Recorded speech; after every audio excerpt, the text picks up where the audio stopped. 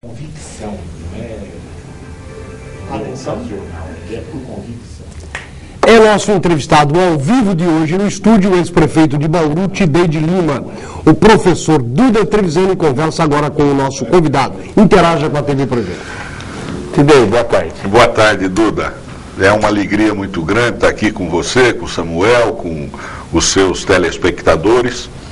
E é uma satisfação que se renova a cada vez que nós estamos aqui. Obrigado, Tidei. Bom, eu gosto muito de conversar com o Tidei, embora hoje ele não participa mais de cargos eletivos, nem proporcional,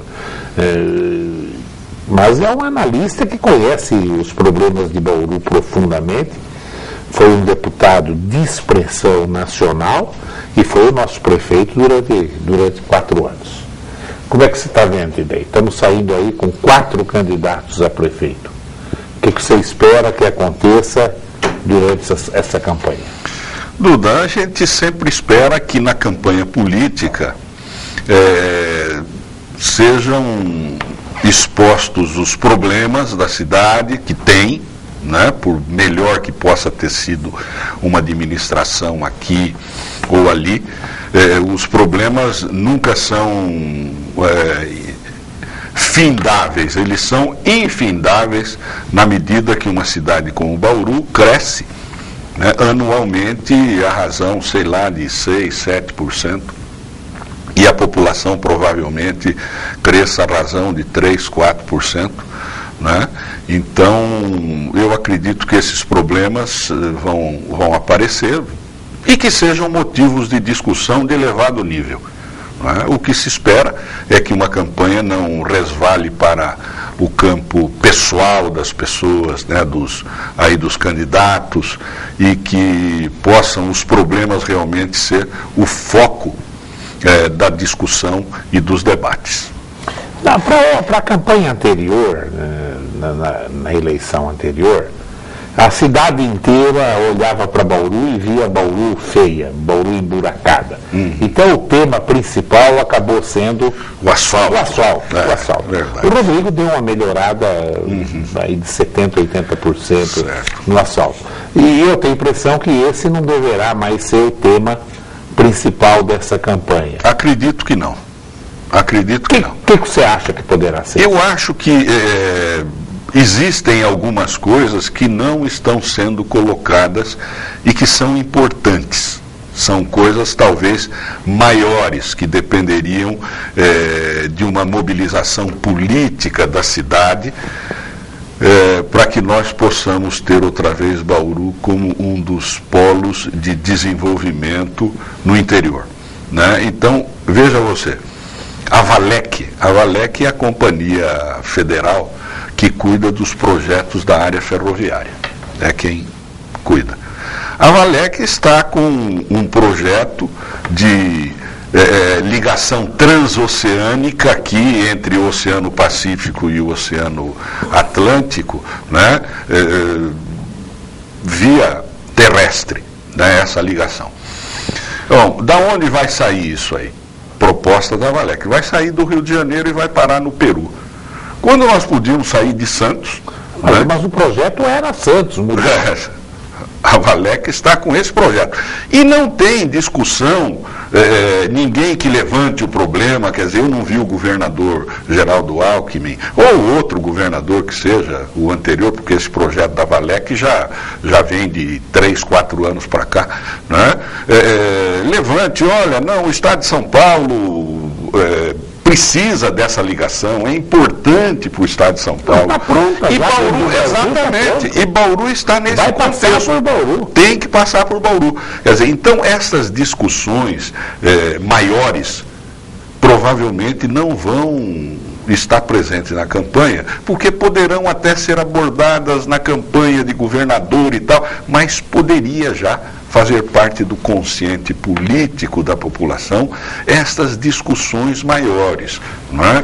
Por exemplo, a cidade tem todas as condições, e tem condições de melhorar a sua vocação de prestação de serviço na área educacional. Né, Duda? Você sabe, você que é é um educador e comanda um grupo de educação na cidade importantíssimo, de âmbito regional, você sabe que Bauru concentra uma série de cursos universitários. Nós estamos aí com a Faculdade de Medicina, né? Muito bem. Mas nem por isso nós precisamos abrir mão do Centrinho, do Hospital do Centrinho, para ter a Faculdade de Medicina.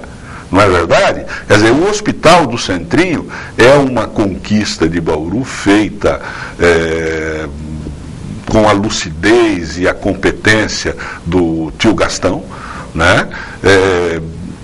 E poderia continuar prestando este serviço e até ampliado isso e passar a ser referência mundial, já é, mas poderia agravar isto, né, essa referência mundial, e se transformar nesse grande centro de pesquisa nessa área, né? Então, nós não podemos trocar aquilo que já está conquistado por coisas que serão novidades, coisas novas. Não. Então, eu acredito que nós possamos ter na discussão municipal os aspectos do dia a dia, né? Saúde, educação, o tratamento de esgoto, que é importante, a questão ecológica, né? Mas nós não podemos abrir mão de uma coisa que é a estratégia maior de médio e longo prazo da cidade.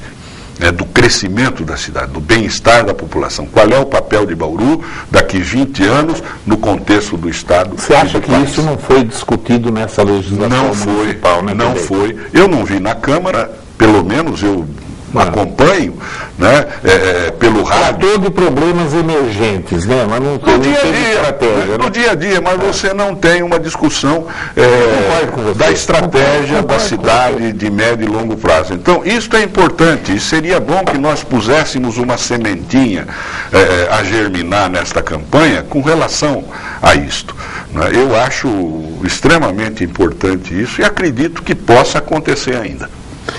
Já que você falou na medicina, vou dar uma informação para o telespectador.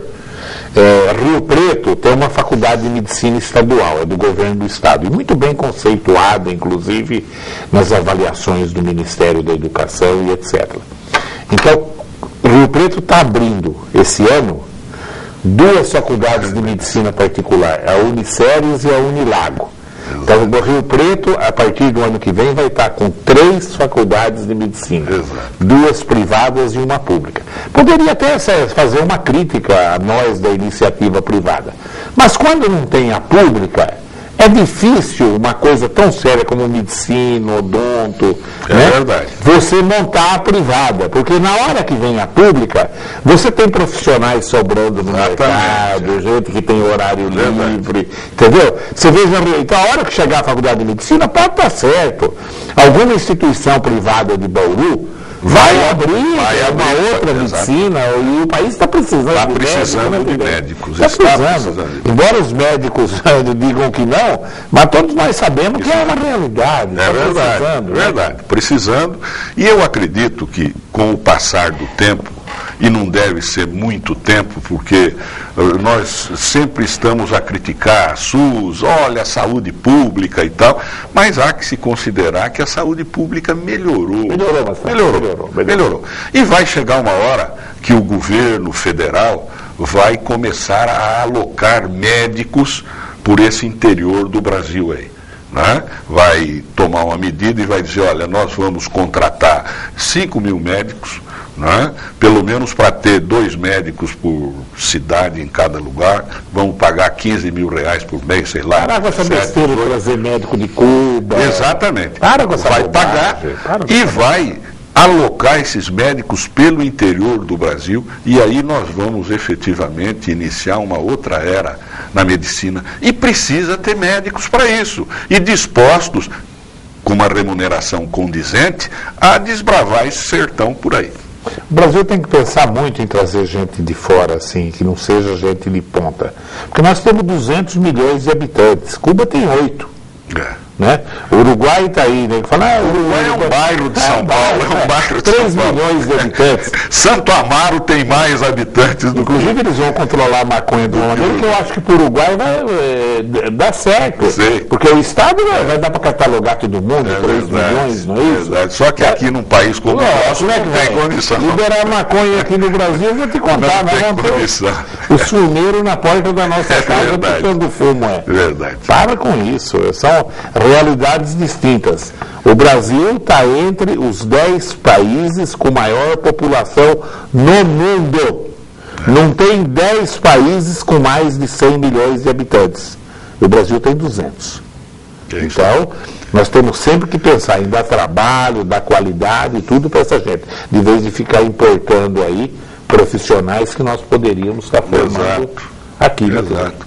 Eu, durante um período, realmente tinha essas informações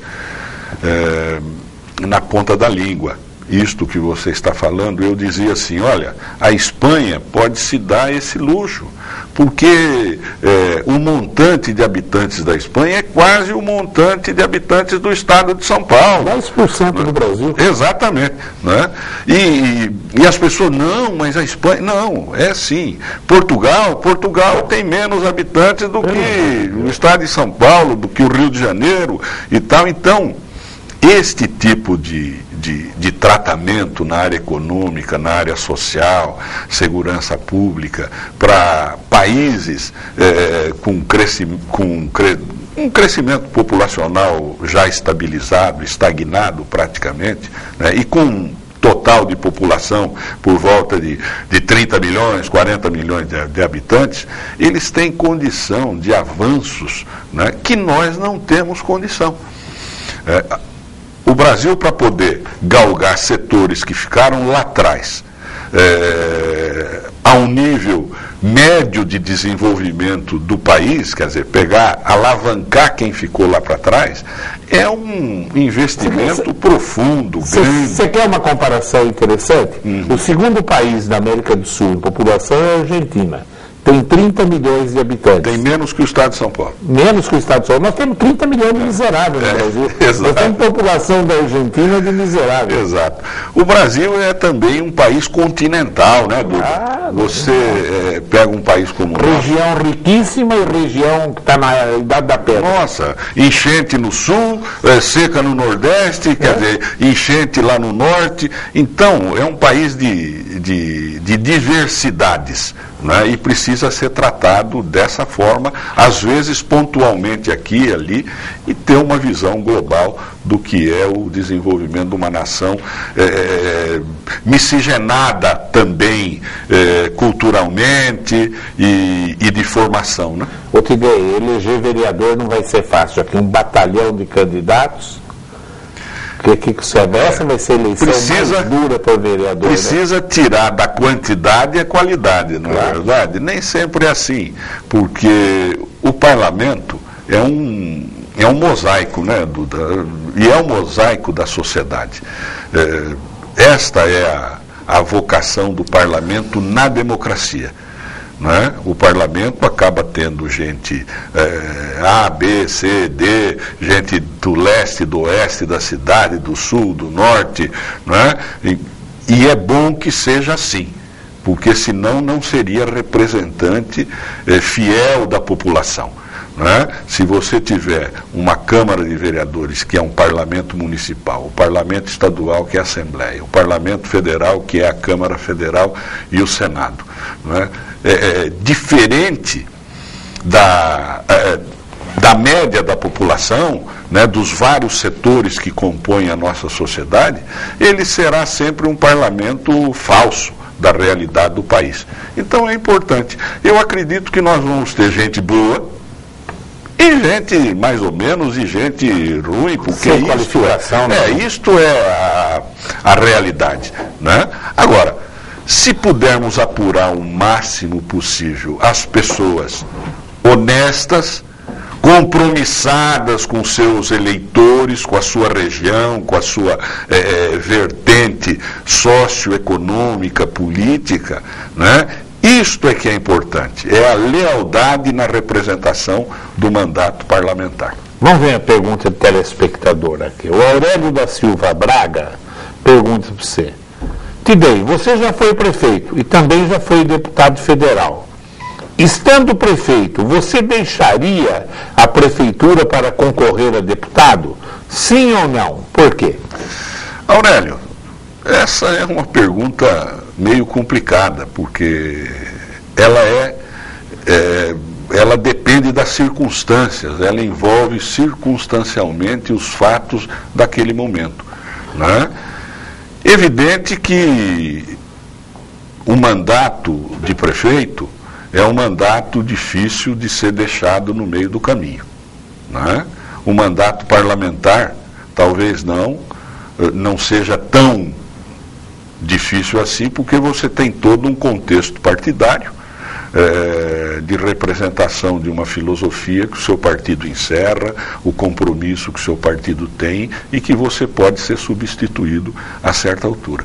Agora, na área municipal, né, que é um negócio provinciano, o prefeito é muito próximo da população e muito próximo dos seus compromissos durante a campanha com a população. Você viveu grandes momentos como deputado federal. Então eu acredito que a tua resposta vai ser, se eu te perguntar o que te deu mais prazer, você viveu a Constituinte, você viveu períodos da ditadura e etc. Se eu perguntasse para você, o que te deu mais prazer? Ser deputado federal ou ser prefeito? Então, Duda, são coisas... Então, eu acho que eu sei a resposta. Não, então, só para completar o que eu estava falando para o Aurélio, é o seguinte, você pega, por exemplo, Tancredo Neves. Tancredo Neves era governador de Minas Gerais. Com toda uma vida que ele tinha tido politicamente, ele nunca tinha sido governador de Minas, né? Governador do seu estado, do seu povo, dos mineiros, mas optou por abandonar o mandato no meio do caminho, né? Para poder participar de um projeto maior que era a candidatura, veja só, no colégio eleitoral, que era tão criticado pelo PMDB, pelos oposicionistas na época, para poder cumprir, né, digamos assim, um desiderato histórico de iniciar o processo de redemocratização do país, né? Então, depende muito da circunstância a resposta para essa pergunta que você, Aurélio, colocou. Agora, Duda, eu tive muito prazer em ser deputado federal, porque participei de um momento histórico do país, né? E fui também prestigiado como deputado federal, com relatorias de vários projetos. Está aí a Lei 8666, que é a lei que regulamenta as licitações. É uma lei que foi elaborada, montada por mim quando relator na Câmara dos Deputados, né?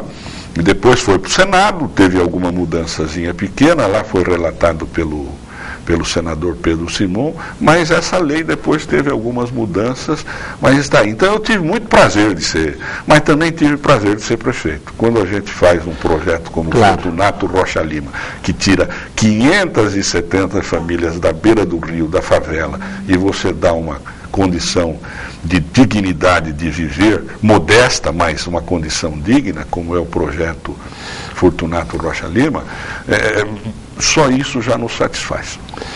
Procura sintetizar, que tem bastante pergunta aqui. Vamos ver se nós conseguimos dar uma passada nas perguntas dos telespectadores. Boa tarde, professor. Gostaria de saber, o Honório Pires quem pergunta.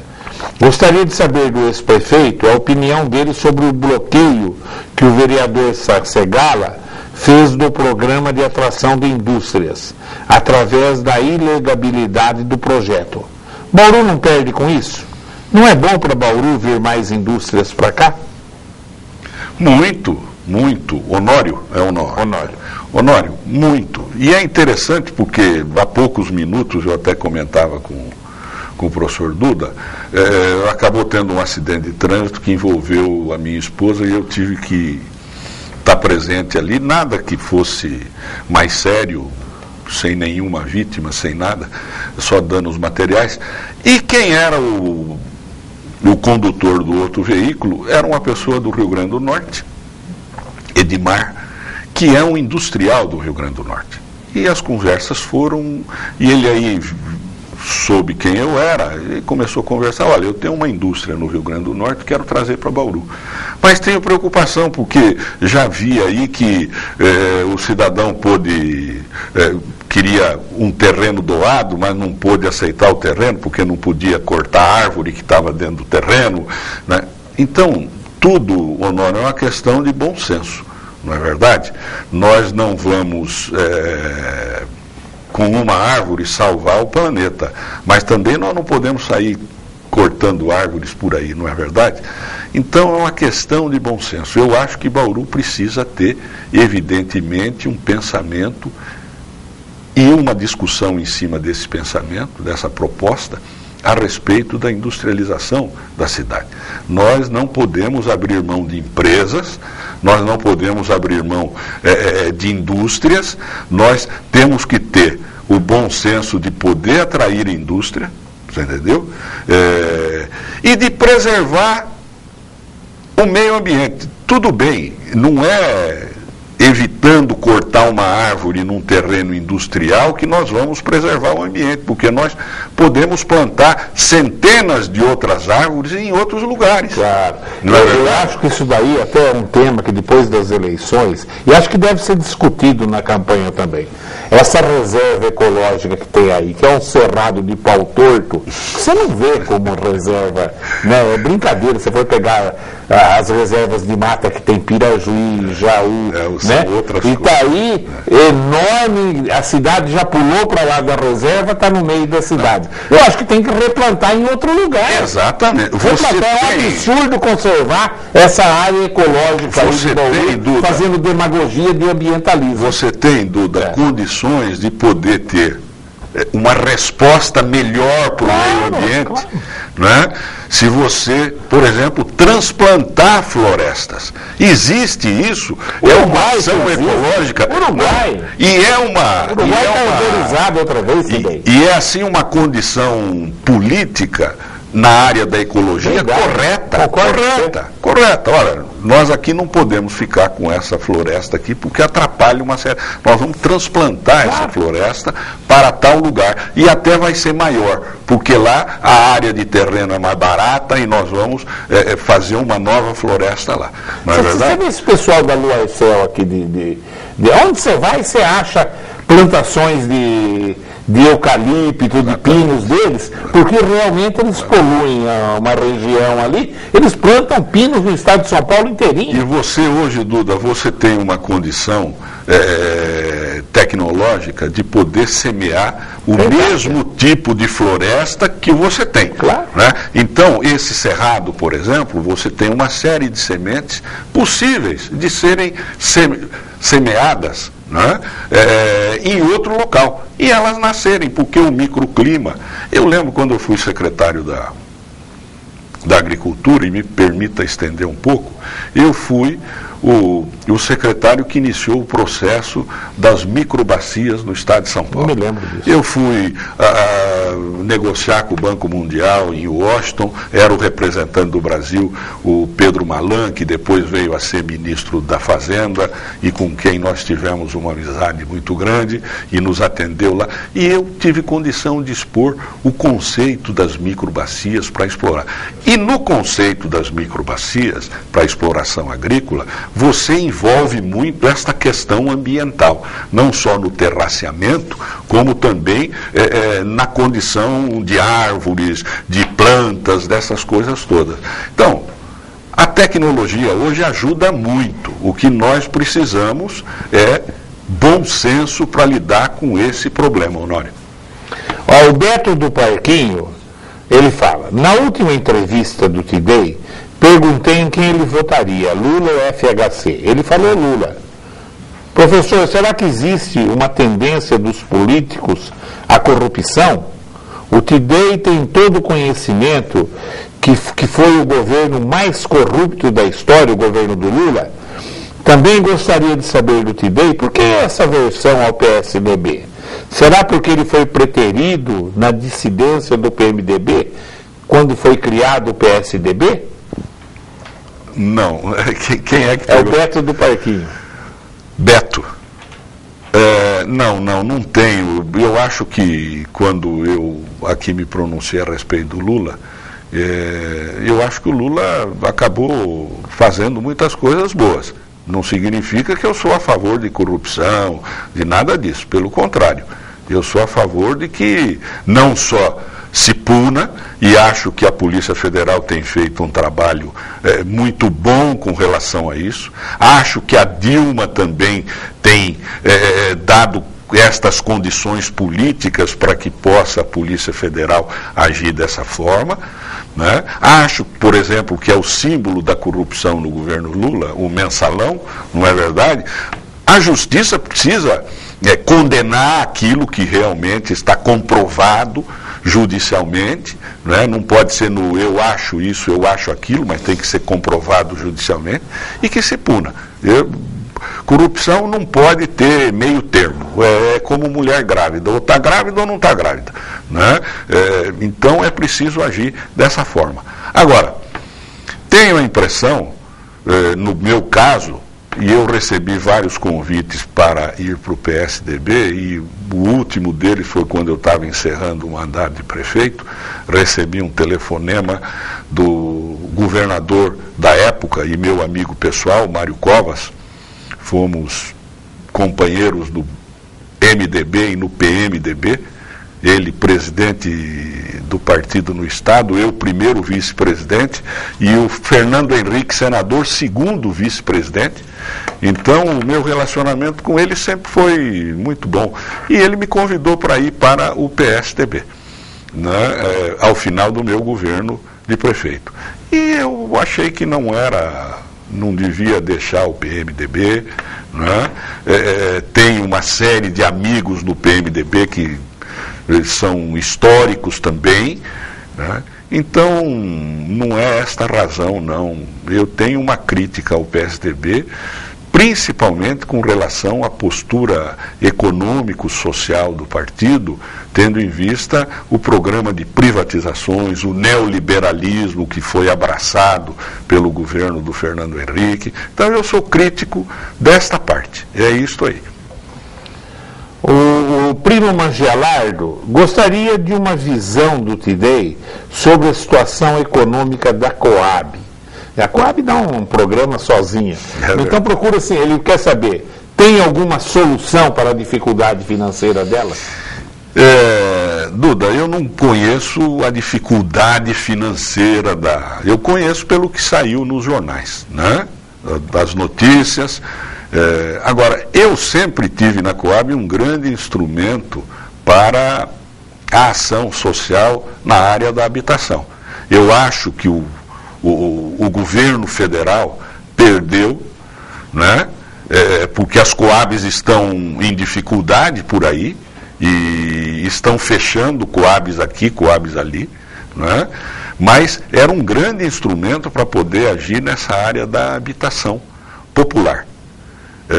Mas perdeu a primazia da construção, né? Perdeu a primazia da construção. Nós ainda aqui em Bauru utilizamos a Coab para fazer o programa de desfavelamento, né? E ela poderia atuar neste campo. Eu acho que ainda é possível, mas precisa ter força política em Brasília, conversar, discutir, e nós estamos fragilizados politicamente aqui na cidade. Nós temos só uma andorinha, né, que faz verão só na área estadual, não é verdade? Nós precisamos ter... como tínhamos no passado, 2 deputados federais, 2 estaduais, como tem Rio Preto, por exemplo, Ribeirão Preto, que são cidades equivalentes a Bauru, pode ser um pouco maior aqui e ali, mas são capitais regionais, e Bauru é uma capital regional. É um absurdo, Bauru só com deputado é um absurdo. Então, primo, eu espero que você se eleja vereador, não é? Você já foi vereador, e você possa capitanear uma luta dessa para que Bauru possa ter força política e para que reconstrua uma Coab sem os vícios e os defeitos que possa ter tido, para que possa ela prestar um serviço à população, principalmente a de baixa renda. Tempo não dá mais. 45 já. Lamentavelmente ficou bastante perguntas boas aqui, viu? Pergunta do Luciano Dias Pires, do corintiano. Luciano, parabéns, viu? Pelo título do Corinthians aí. Beleza, hein? E o Palmeiras só me envergonha. O Palmeiras deu uma sorte do Curitiba ontem, viu? Deu um ataque no primeiro tempo e fez o pênalti. O Curitiba. Verdade. Curitiba 2-0 era pouco pro Curitiba o primeiro tempo. Nossa Senhora. Filipão, volta lá para Portugal. Parece que já passou a fase. Passou a hora do Filipão. O Corinthians é com um time medíocre. Uhum. O técnico ganhou isso daí. Você não tem um craque no time do Corinthians. Não, esse então, Emerson que é mais ou menos, né? O Corinthians foi um timaço. Foi um timaço solidário. Vontade de ganhar, brigando, né? Um time solidário. Homogêneo. Lá atrás eu ainda tenho um amigo que é santista, que é o Nasrallah, que você conhece, né? Eu dizia, Nasrallah, o Corinthians é mais time que o Santos é mais espetáculo, né? Mas o Corinthians é um time mais eficiente que o Mas também o Boca está uma porcaria, está em sexto lugar do campeonato argentino e o Riquelme está mais gordo que eu. Eu até pensei em voltar a jogar bola depois que eu vi o Riquelme. Duda, o futebol argentino é reflexo da crise econômica argentina. Claro, não é verdade? Da crise econômica argentina. Infelizmente, aquele talento do futebol argentino nós não temos mais. Bom, infelizmente,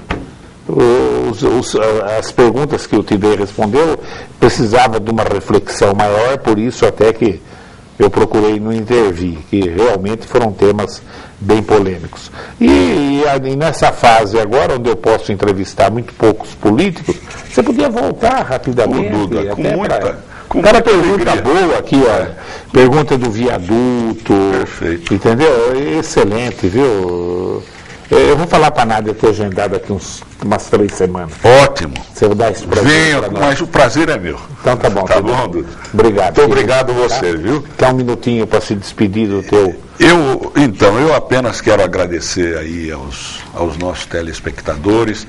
Quero mandar aqui um abraço para o Derêncio, o Valtinho Derêncio, que é da seguradora que atendeu essa ocorrência que aconteceu no trânsito, e quero aos amigos da região também, né, enviar aquele abraço e que seja a campanha política deste ano uma campanha de alto nível, que se discutam os problemas, que nós possamos ter propostas para a solução dos problemas, porque não basta apenas o comentário crítico, isso está errado, é preciso também que se tenha sugestões de soluções para esses problemas. Meu muito obrigado.